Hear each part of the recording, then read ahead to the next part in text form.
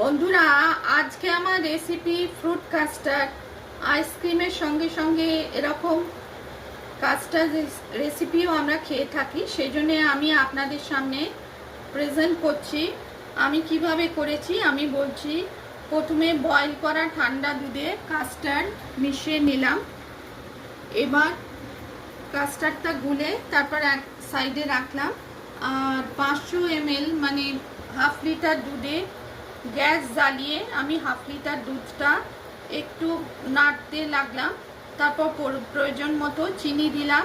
আর custard মেশানো দুধটা আমি ওই দুধে মিশিয়ে নাড়তে নাড়তে খানিকটা ঘন হয়ে গেল। তারপর গ্যাসটা বন্ধ করে আমি নর্মাল টেম্পারেচারে রাখলাম। তারপর কয়েক ঘন্টা ফ্রিজে রেখেছিলাম। আর তারপর পছন্দ মতো ফ্রুট আমার কাছে যেগুলো ছিল সেগুলো আমি দিলাম, যেমন অ্যাপেল, কলা, আঙুর, বেদানা। আপনারা আপনাদের পছন্দ মতো ফ্রুট দিয়ে কাস্টার্ড তৈরি করতে পারেন। দিয়ে নেড়ে চেড়ে তৈরি করলাম ফ্রুট কাস্টার্ড রেসিপি। পছন্দ হলে লাইক করবেন, চ্যানেলটিকে সাবস্ক্রাইব করার অনুরোধ রইল। Summer special fruit custard, healthy and tasty.